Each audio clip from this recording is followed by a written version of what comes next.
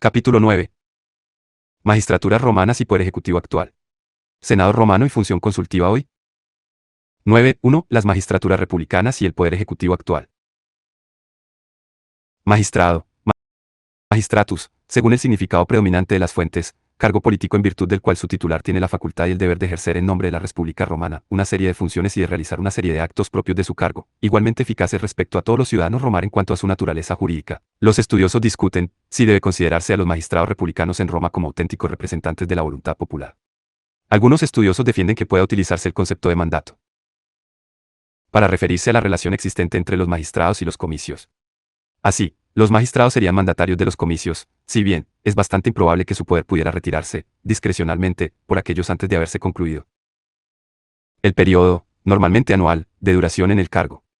Las funciones de las magistraturas, salvadas las distancias y diferencias que existen con la realidad actual, coincidirían con la función de gobierno que hoy encarna el Poder Ejecutivo, presente, sobre todo, en los distintos órganos que componen la administración pública.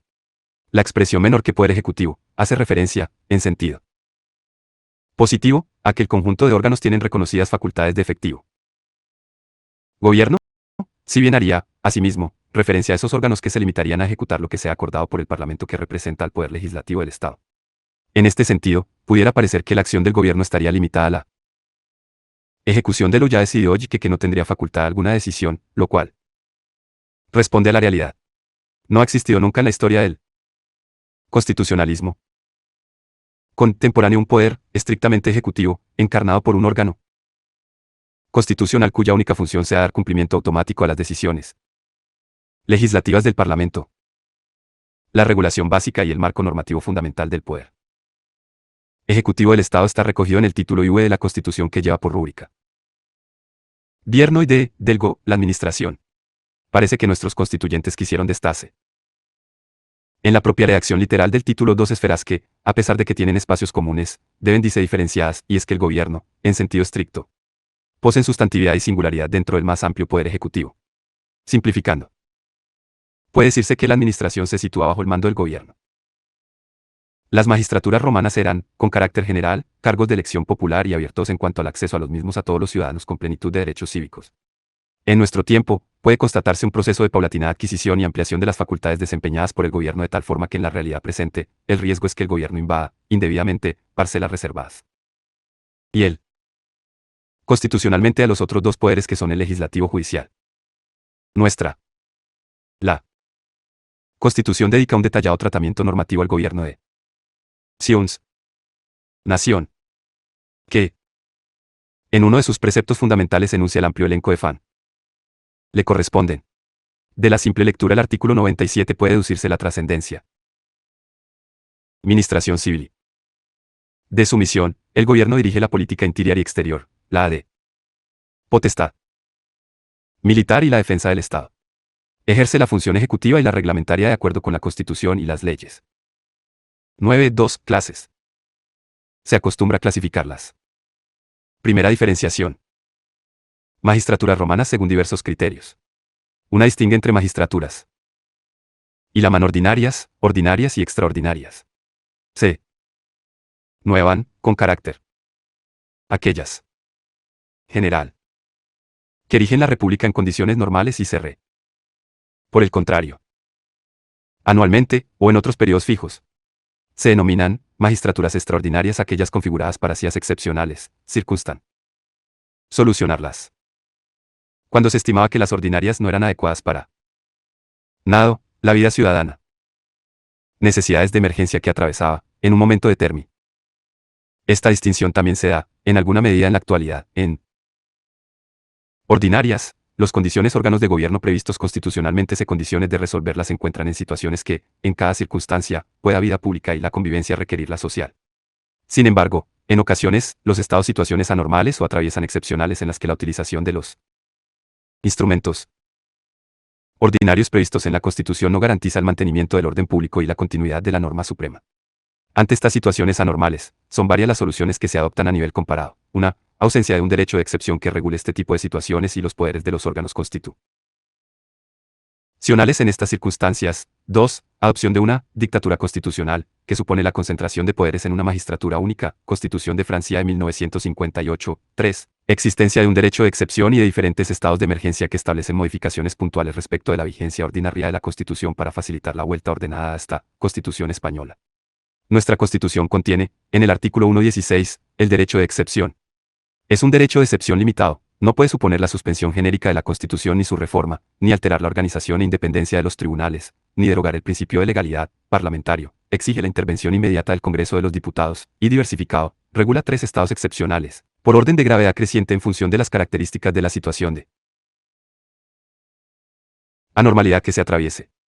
Su desarrollo legislativo se contiene en la Ley Orgánica K4/1981, de 1 de junio de los estados de alarma, excepción y sitio. La declaración de alguno de estos estados supone la concentración por parte de algunos órganos de la administración, en distintos grados y características según el estado excepcional, del ejercicio de determinadas competencias, y habilita a las autoridades competentes para limitar o restringir el ejercicio de ciertos derechos, derecho a la libertad de circulación, expresión, reunión y manifestación, etc., y para adoptar de determinadas decisiones, requisas, imposición de prestaciones personales obligatorias, intervención de empresas y servicios, incautación de armas, municiones y explosivos, etc. En ocasiones en nuestra reciente realidad política se han constituido comisiones, de distinta composición y funciones, de ordinario con el presidente del gobierno, algunos ministros y, eventualmente, otras personas designadas. Sumisiones de análisis y evaluación de la emergencia, con la finalidad de proponer al Consejo de Ministros planes y programas que contribuyan a garantizar el funcionamiento más normalizado, en la medida de lo posible, de la vida ciudadana. Así, el denominado en los medios de comunicación, gabinete de crisis. Otro criterio en la Roma republicana de distinción entre las magistraturas es el que diferencia entre magistrados mayores, cónsules, pretores y censores, y magistrados menores, ediles y cuestores. Cuando avanzada la república convivieron las dos asambleas comiciales. Los comicios centuriados tenían asignada la función electoral respecto de las magistraturas mayores y los comicios por tribu respecto de las magistraturas menores. El criterio de clasificación más importante entre las magistraturas romanas es el que distingue entre magistrados con y sin imperio. Para comprender, adecuadamente, la distinción es necesario precisar de forma clara y nítida el propio concepto de imperium. La opinión tradicional lo conceptúa como un poder unitario, inicialmente absoluto, que correspondería en la primitiva organización romana al rey, que, con ciertas limitaciones, pasaría a los magistrados que en la República ostentaban el como poder de gobierno. Maxi. En la estructura de la Roma arcaica, el concepto de imperium sería unitario, por lo que el rey asumiría poderes religiosos y civiles y dentro de estos últimos tanto el ejercicio del mando militar como las labores políticas de gobierno de la civitas, por el contrario, desde las primeras etapas republicanas, debe distinguirse entre imperium militae e imperium domi, referidos, respectivamente, al poder militar que se desempeña más allá de los límites de la ciudad y al poder de gobierno que se ejerce dentro de la vida política ciudadana. La concomitancia con la actualidad es que ya en la República Romana se diferenció muy tempranamente, de forma nítida, entre las competencias civiles y militares sin que se consintiese ninguna interferencia entre las mismas. Así, el imperium militae cesaba al entrar en el recinto de las civitas, por lo que el jefe militar tenía la obligación de deponer sus armas y sus poderes al traspasar las murallas de la ciudad. Refiriéndonos ya al imperium domi, se conforma como un poder global que abarca un conjunto plural compuesto por diferentes funciones. Frente a las magistraturas con imperio, las magistraturas con potestate. La potestas hace referencia no a un poder general y compuesto de varias funciones, sino a un poder determinado y específico que se concede a cada magistratura para el desempeño de la concreta función que se le asigna. Así tienen potestad los censores, ediles y cuestores. La potestad se ejerce dentro de la ciudad. En todo caso, es necesario poner de manifiesto que cualquier magistrado que formase colegio con otro en la misma función, podía interponer su veto a los efectos de paralizar la acción del otro colega. De ello, nos ocuparemos más adelante al tratar del carácter colegiado de las magistraturas. 9.3. El poder de jurisdicción penal y civil. Los magistrados dotados de imperium pueden ejercitar el poder de coercitio. ¿Se entiende? Tigar. Por tal a que el poder de reprensión penal por el que pueden perseguir y casi imponiendo, directamente, penas aflictivas a quienes cometan crimina, es decir, delitos recho públicos. El ejercicio de la coercitio asegura la paz ciudadana, el respeto al de ajeno y la propia convivencia en la comunidad. Existen distintas manifestaciones de la coercitio, siendo la más severa la imposición de la pena capital.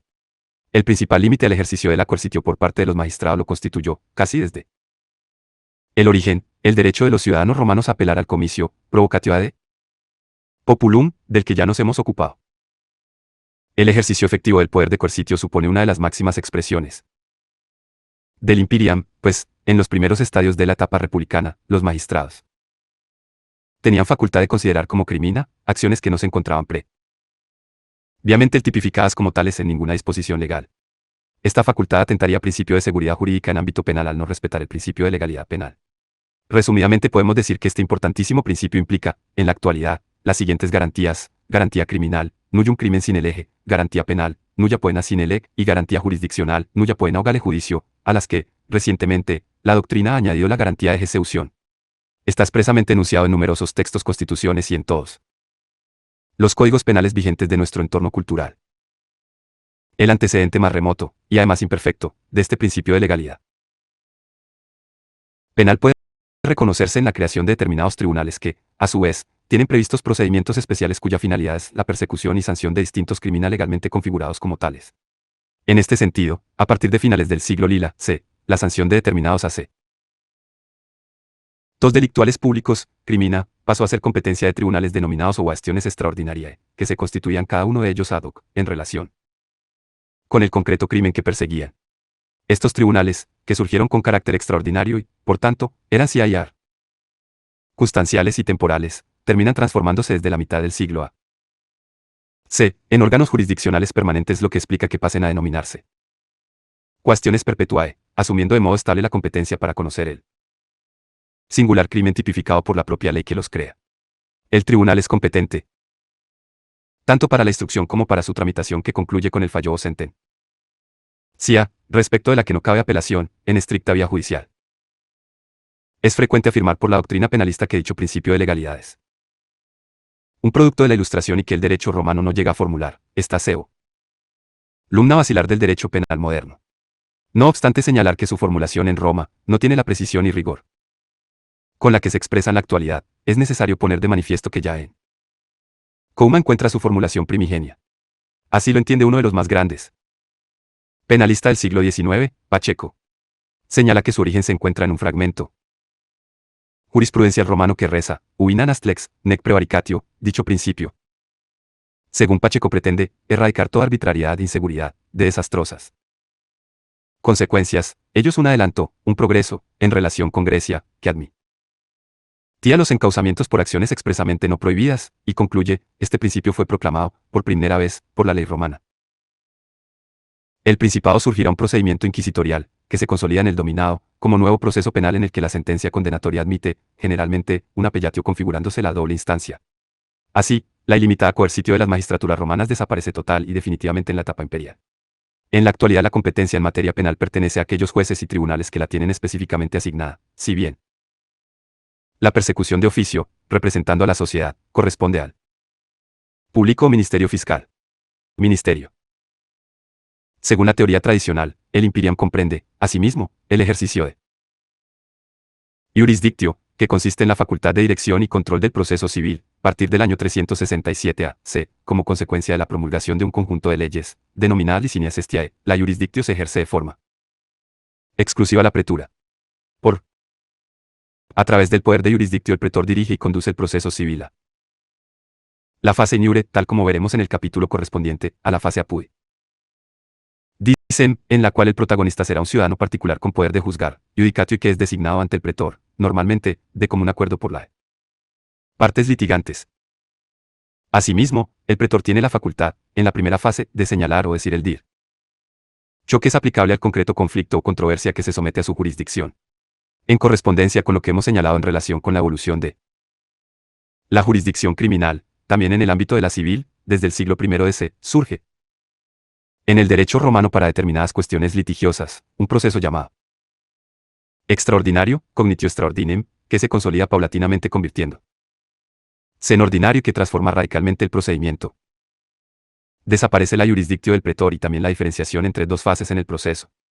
Todo el procedimiento se sustancia ante la jurisdicción de un juez funcionario, procediéndose a la burocratización de la administración de la justicia. La sentencia no es ya pronunciada por un particular desprovisto de carácter oficial, sino que por un cuerpo de jueces dependientes de la Cancillería Imperial. Además, al igual procederse hoy, se establece un sistema de recursos, como consecuencia de lo cual puede la apelación de la sentencia a los tribunales superiores. 9.4. La potestad normativa y los poderes de convocatoria. Di, que los magistrados con imperio tienen un poder normativo denominado jus y se les faculta para dictar normas a través de la forma de dictos, cuyo contenido tiempo era obligatorio. de mandato para todos los ciudadanos. Su vigencia, en principio, coincidía con el de su magistratura. También. Actualmente, si bien con perfiles diferentes, el Poder Ejecutivo a través de distintos órganos posee cierta facultad normativa y se configura como una fuente de creación del derecho. Así, el Consejo de Ministros puede dictar normas a través de la aprobación de los correspondientes. A través de reales decretos y cualquier ministro, en el ramo correspondiente, a la aprobación de las órdenes ministeriales. El artículo 97 de la Constitución atribuye al Gobierno la potestad reglamentaria de acuerdo con la Constitución, as leyes. Tomar los auspicios en colaboración con los augures, que constituían uno de los colegios sacerdotales de más prestigio e influencia en la vida ciudadana. A pesar de la diferenciación que se da en la República entre el poder civil y el poder religioso, pervive, durante toda esta etapa, la ancestral costumbre de la toma de los auspicios, con no se trata de averiguar e interpretar, a través de complejas y arcanas fórmulas, la voluntad de los dioses a los efectos de saber si eran o no favorables frente a cualquier endía importancia para la vida de la ciudad. Se distingue entre auspicia pública y auspicia privata, según se tomen para los asuntos públicos o privados. Otra facultad del imperium es el denominado ius agendicum populo, derecho de convocar a las asambleas populares o comicios. Se trata de la convocatoria del magistrado bien sea de un comicio legislativo, para proponer la aprobación de una ley, un comicio electoral en el que se procede a la presentación de una lista de candidatos para elegir a las distintas magistraturas, o un comicio con funciones judiciales, para que se pronuncie, judicium populi, como consecuencia del ejercicio de la ius provocationis, tal como hemos estudiado. A diferencia de la Roma republicana en la que el comicio no tenía capacidad de autoconvocarse, en la actualidad el Parlamento, en sus dos cámaras, Congreso de los Diputados y Senado, tiene poder de convocatoria, de acuerdo con la Constitución y con lo dispuesto en el correspondiente reglamento, sin que sea precisa su convocatoria por un órgano externo. Por lo que se refiere a las sesiones de carácter ordinario, el artículo 73 de la Constitución establece que las cámaras se reunirán anualmente en dos periodos ordinarios de sesiones, el primero, de septiembre a diciembre, y el segundo de febrero a junio. Lo mismo se reitera en el artículo 61 del reglamento del Congreso de los Diputados. En cuanto a las sesiones de carácter extraordinario, el párrafo 2 grados del mismo artículo de la Constitución señala que las cámaras podrán reunirse en sesiones extraordinarias y hace a petición del Gobierno, de la Diputación Permanente o de la mayoría absoluta de los miembros de cualquiera de las cámaras. Las sesiones extraordinarias deberán convocarse sobre un orden del día determinado y serán clausuradas una vez que éste y haya sido agotado, como queda así constitucionalmente determinado quien tiene capacidad externa de convocatoria extraordinaria del Parlamento. También corresponde al imperium, el llamado ius agendicum patribus, que es el derecho de convocar al Senado. En esta ocasión, el magistrado, normalmente el cónsul, reunía al Senado a los efectos de pedir el parecer de los miembros de la alta Cámara, como personas expertas en la vida pública. Su convocatoria se hacía respecto de asuntos de gobierno que los magistrados consideraban de especial relevancia para la vida ciudadana. Son magistrados con imperio el cónsul y el pretor, con carácter ordinario, y el dictator y algunas magistraturas colegiadas con carácter extraordinario, que se constituyeron en momentos concretos de la historia política romana. Respecto de estas no puede establecerse un régimen uniforme, pues cada una de ellas estaba investida de los poderes que, en su momento, se consideraron los adecuados y convenientes salvar una situación de emergencia para la comunidad. Para 9.5 Notas esenciales de las magistraturas romanas. 9.5.1 Electividad y anualidad. Las notas o caracteres generales de las magistraturas romanas son 5, electividad, anualidad, colegialidad, gratuidad y responsabilidad. Procedemos a realizar un somero análisis de cada una de ellas. Electividad. Los magistrados en la República Romana son elegidos por votación popular en las asambleas populares. Su elección es, pues, directa. A esta regla general se sustrae el dictador tal como veremos al estudiar esta magistratura. La representatividad y legitimación democrática la reciben directamente del pueblo elector, representado en los comicios, para presentarse como candidato a cualquiera de las magistraturas republicanas.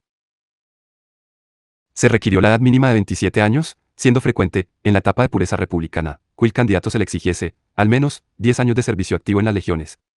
En la actualidad, en nuestro modelo de democracia parlamentaria ni el presidente de gobierno, ni los miembros del mismo obtienen la representación popular de forma directa sino indirecta. Ello supone que el presidente del gobierno no resulta elegido por el pueblo, sino que su nombramiento procede de una votación de los representantes populares, en la que el parlamento elige a un candidato, previa presentación de su programa de gobierno. Su nombramiento se produce en la sesión de investidura ante el Congreso, después pues de la celebración de las correspondientes elecciones generales y la consiguiente constitución de las cámaras, de acuerdo con los resultados obtenidos en aquellas, el presidente investido encarna la legitimación democrática, al obtener el refrendo de la Cámara de Representantes, después de exponer ante los mismos, en su discurso de investidura, los objetivos fundamentales del programa político que pretende desarrollar y las líneas maestras de su acción de gobierno. Una vez elegido, el presidente procede a designar a los miembros de su gobierno teniendo plenas facultades de nombrar y cesar en sus cargos a los ministros, titulares de los diferentes departamentos. En este sentido, la legitimación recibida de la Cámara es, asimismo, el fundamento democrático que le permite proceder a nombrar a su gobierno, de acuerdo con lo expresado en el artículo 100 de la Constitución.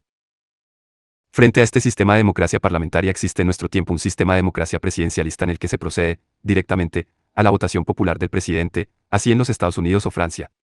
En estos países, el máximo órgano constitucional que encarna el Poder Ejecutivo, recibe el mandato por votación directa. Anualidad. La duración normal en el cargo de las magistraturas republicanas romanas es anual.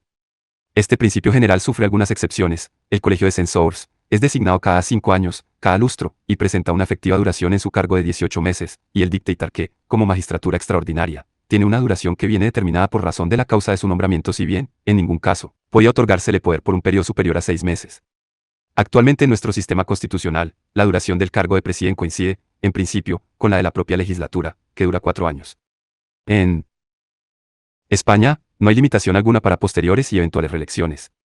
No así en otros países, como EU, en los que el presidente solo puede desempeñar su cargo por 2 mandatos consecutivos. A pesar de esta duración cuatrienal, la Cámara puede retirar su confianza al presidente y antes del término de su mandato, si prospera la que se denomina moción de censura. Esta posibilidad obedece a la capacidad del Parlamento de ejercer control sobre el Poder Ejecutivo. Resulta evidente que siendo el gobierno quien ostenta mayor poder dentro del aparato del Estado, sea quien deba estar más controlado. Dicho control parlamentario se configura como un procedimiento en el que el gobierno se somete a la valoración política de su actuación, por lo que no se trata de cuestionar su legalidad sino su oportunidad o conveniencia, por lo que en muchas ocasiones se trata de un enjuiciamiento político, con un fuerte componente ideológico y también subjetivo. Parece que dicho control parlamentario supone una cierta superioridad del Parlamento sobre el gobierno, si bien en la práctica la subordinación de este es puramente formal, pues, frecuentemente en nuestro modelo de democracia parlamentaria, se comprueba como el gobierno es el que domina el poder legislativo debido, en gran medida, la disciplina de partido, siempre que el Ejecutivo cuente con una mayoría en la Cámara o la alcance, momento a momento, fruto del pacto con otras fuerzas políticas del arco parlamentario. Entrando en el detalle normativo, el artículo 113 de la Constitución otorga al Congreso de los Diputados la competencia para la adopción de una moción de censura. Ello es consecuencia de lo dispuesto en el artículo 108 que establece que el gobierno debe responder políticamente ante el Congreso de los Diputados.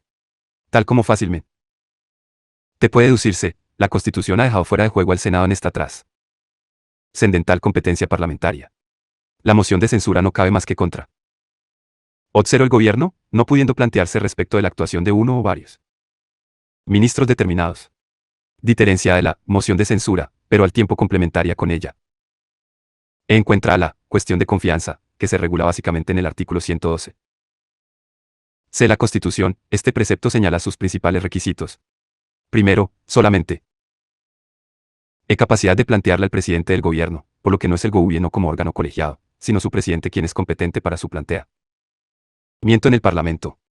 Ello es absolutamente lógico, pues, como hemos visto al tratar de su nombramiento en la sesión de investidura, es el presidente quien obtiene el respaldo de la Cámara que, en un momento determinado puede interesarle revalidar. No obstante su exclusiva competencia, resulta también lógico que la Constitución establezca que la decisión del presidente debe ser adoptada, previa deliberasis.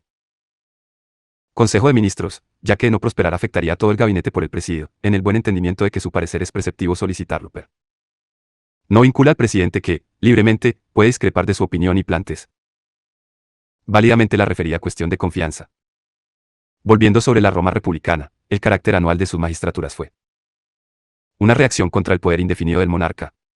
Además, como es lógico, en este sistema de reparto de poder está absolutamente prohibida la acumulación de varias magistraturas en una misma persona. En cuanto a la reelección de una persona en la magistratura que desempeñaba, al principio en la República se admitió, si bien más tarde fue limitada rigurosamente. Sobre todo, respecto del consulado. Así, se exigió para que fuese posible una reelección que hubiesen transcurrido 10 años desde la anterior. Se prohibió la reelección. Respecto de los censores. En momentos más evolucionados, se establecieron también limitaciones a la reelección, respecto de las demás magistraturas, exigiendo que transcurriesen al menos 2 años entre cargo y cargo. 9. 5.2. Colegialidad, gratuidad y responsabilidad. Colegialidad. Es una de las principales características de las magistraturas romanas. Todos los cargos, excepto el extraordinario de dictador, fueron colegiados. Significa que eran investidos de idénticas funciones, varios ciudadanos para un mismo periodo de tiempo y de ordinario en número par. Cada magistrado en el desempeño de su cargo podía ser paralizado en su actuación política como consecuencia del ejercicio de veto y llamado intercesio de otro magistrado con igual o mayor potestas que la suya.